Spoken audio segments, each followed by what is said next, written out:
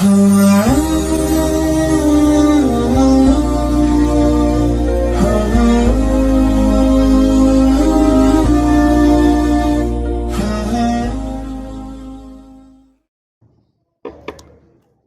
بالله من الشيطان الرجيم بسم الله الرحمن الرحيم ثم رددنا لكم الكرة عليهم وأمددناكم بأموال وبنين وجعلناكم أكثر نفيرا إن أحسنتم أحسنتم لأنفسكم وإن أسأتم فلها فإذا جاء وعد الآخرة ليسوء وجوهكم وليدخلوا المسجد كما دخلوه أول مرة وليتبروا ما علوا تتبيرا عسى ربكم أن يرحمكم وإن عدتم عدنا وجعلنا جهنم للكافرين حصيرا سبحانك لا علم لنا إلا ما علمتنا إنك أنت العليم الحكيم. واندي آیاتون مبارک کے اللہ تعالی جشانه امنوالو ذکورون بکورون کی او قیدیان بم کی او سب اوجنی نو روایت کرا دی چکلا غلوم بنے وعدرالا تدی بنی اسرائیل و غفصاد تا اللہ دا کتاب تا تورات احکاماتنا نافرمانی و لتفسدن کی علماء فرمائے چی دی کی اشارہ دا اللہ دا احکامات نافرمانے تا ولتعلن چی کم دی کی اشارہ دا چی دوی با دا حقوق العباد چی کم دی خلاف ورزی کیا او پابندگانو باندې با هم ظلم او زیاتی کئی چی کل دوی دا کارنو شروع کرل نو اللہ پہ چی کم دی پخپل بندگانو کی بندگان مسلط کرل چی روایات داغی بارک مختلف راغلی دی یو حدیث مبارک کی کہ تفسیر قرطبی دا حضرت عزیفہ لعنہنا نقل کیا دا اللہ پیغمبر فرمائے چی دی باندی با اول اللہ مجوسی بادشاہ دا بابل چی بخت نصر دی اغا پہ اللہ مسلط کی او دا بخت نصر بدوی چی کم دی در کسان با یہودیان اوجنی نوجوانانو بے والا اوجنی او بڑاگان یا چی کم دی جنکے او خزی والا معشومان بولا قید و بند کیو غلامان بے اگر دی بخت نصر چی کم دی دغه شان دا بن اسرائیل و یہودیان دیر جات اوجل تردی چی دا بیت المقدس بے حرمتی امکرا باقی کی چی کم دا سونے و ہیرے و جواہراتو تقریباً وی پا 1,70,000 گاڑو کی اغزان سرا بابل خارتا یورل اور بیائی چی کم دی دا یہودیان تقریباً 100 کالا دا غپا غلامے کی چکم دی دوی جن تیرولو اس بیان اللہ تعالی دا دوی تا چکل دوی پا دی خپل اعمالو مان دی خپیمان شو او توبہ تائب شو تو دقا دیکھی اللہ اس فرمائی ثم رددنا لکم الکرت علیہم بیا با منگا واپس کو تاسو لرا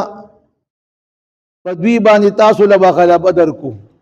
وہ تاسو با اس پدوی بخت نظر باندې با تاسو غالب اگر دے او داغی بارہ کی روایت کی دارا دی چی دا فارس بادشاہانو کی او بادشاہ و بابل باندې حملہ اکڑا او بخت نصر او داغا لخکر تشنس اکڑی او پا بابل باندې قبضہ اکڑا او داغا یہودیان چکم داغا بخت نصر پا قبضہ کیو داغا فارس بادشاہ چکم دی پڑکی پدوی باندې رحم راغی او دوی چې کم دی آزاد کړل او خپل ملک شام ته راولېږل او چې کم سامان تیاغوی اغستو بیت المقدس کم سونی جواهرات هغه هم ورته واپس کړل دوی مالونه هم ورته واپس کړل نو الله وی بیا به تاسو لمونږه په دوی باندې غلبه درکو او امددناکم باموال وبنین او تاسو به امدادو کو په مالو سره او په زامنو سره وہ کم مال چی تاسو نا بخت نصر اغست دی اغم تا واپس کو کم زامن چی تاسو اغاوی کیا جان کریو اغم تا واپس کو یا با اللہ تاسو نورم زامن در کی او دغه شان وجعلناکم اکثر نفیرا الله بیا بتاسو منگ او گرزو یولوین لحقر نفیر ویلی شی جتیتا یولوی لحقر تا ویلی شی وې ستاسو په زامنو سیوا کې دوسره به ستاسو دا تعدادم سیوا شي. اوس هر کله ستاسو ته غلبه راله مال دولت راغی نو دغه دی کې الله فرمایي چې ان احسنتم لانفسکم. اوس که تاسو خوالي کوئ، خوالي نه مراد دا دی که د الله حکمونه منئ، د الله د کتاب مطابق ژوند تېروئ، دا تاسو د خپل ځان دپاره فایده لټوئ. په دې کې ستاسو فایده ده، د دشمن نه به بچ شئ، د دنیا د سزا نه به بچ شئ، د آخرت سزا نه به بچ شئ.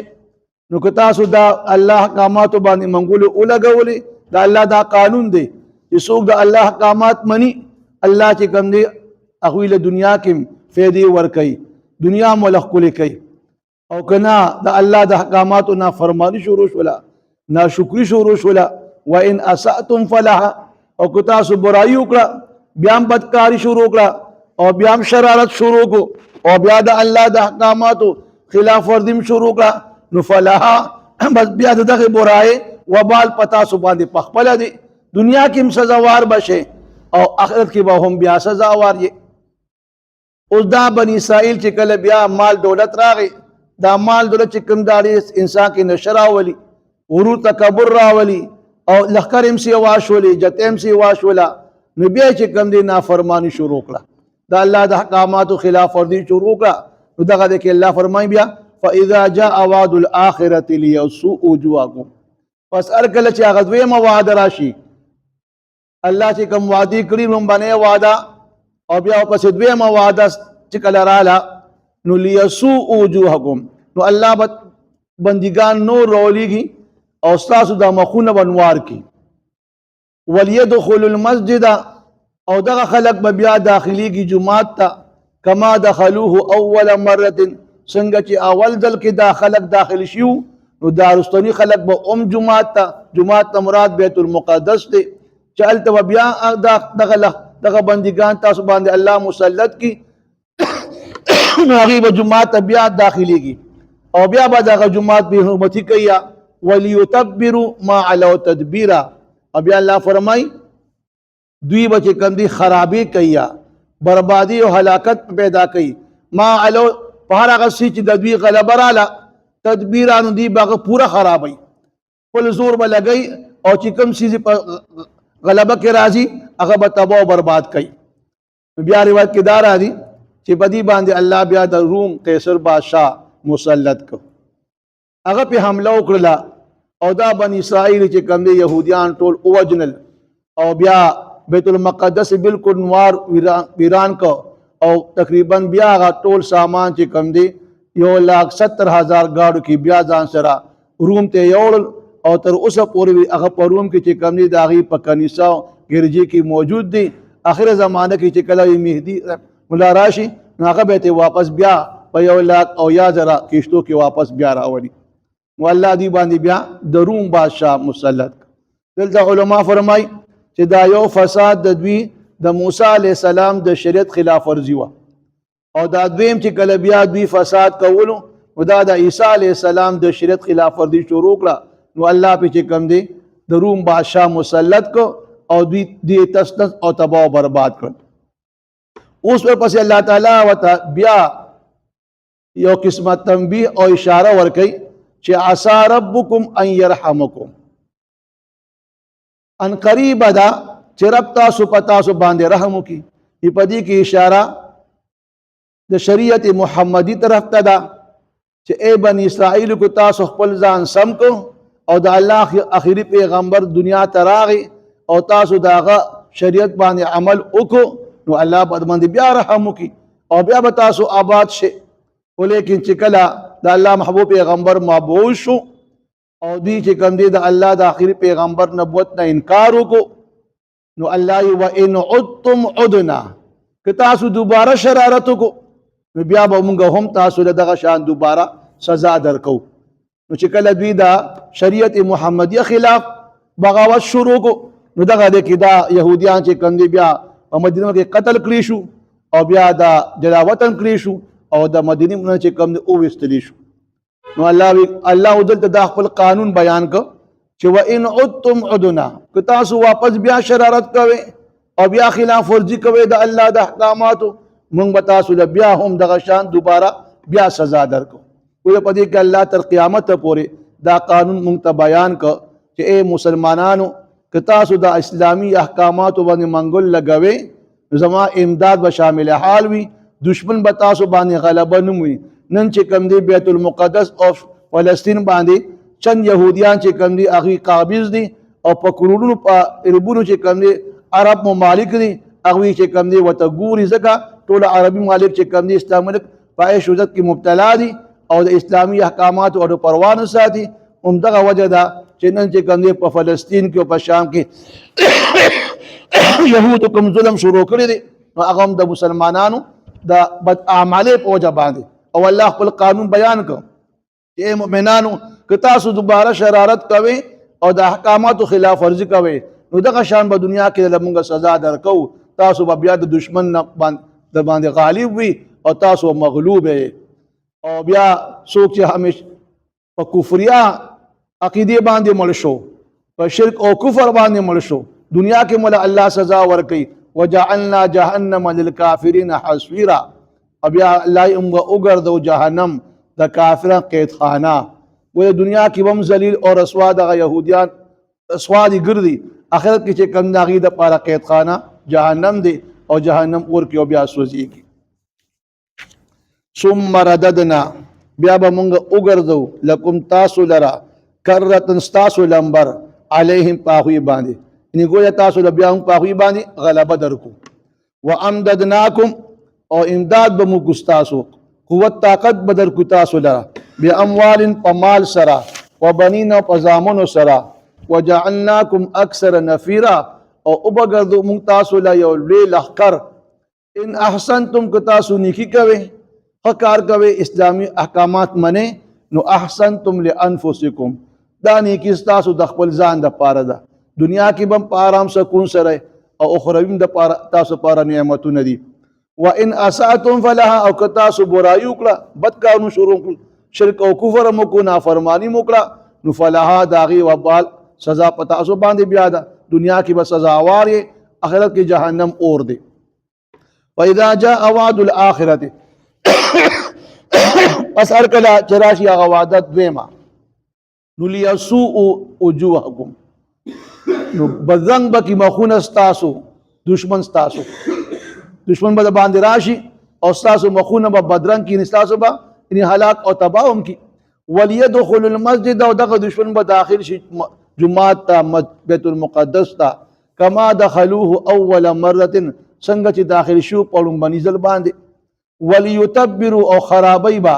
بربادای با ما علو هر هغه چې پاغي باندې زور او غلبه مومي تدبیرا پخ خرابې سره او پخ بربادې سره. عسى ربکم امید دي چې رب تاسو يرحمکم پتاسو باندې رحم وکي. وان عدتم عدنا که تاسو دوباره بیا شرارت شروع کو خلاف ورزیم د اسلامی احکامات شروع کړه نو عدنا الله بیا بنګهم ول سزا دوباره تاسو باندې لاگو کو. وجعلنا جهنم للكافرين حصيرا او وبګردو موږ جهنم د کافرانو لپاره قید خانه. ثم رددنا بیا به مونږه وګردو تاسو لرا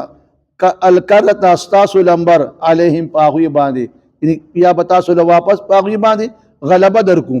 وامددناکم استاسو به امداد کو تاسو له قوت طاقت درکو باموال پمالون سرا وبنین او ازامن سرا وجعلناکم اکثر نفیرا او وبګردو مونږ تاسو له یو زیات لخر.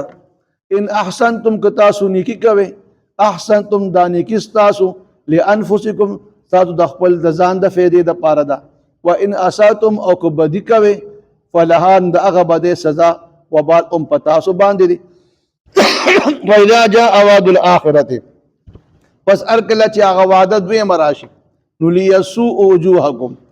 خراب بکی او بدرنګ بکی مخون استاسو نه کوئی تاسو به قتل کی تاسو به کم دي قیدیان وګرځي تاسو به د کلینه وطن وباسي.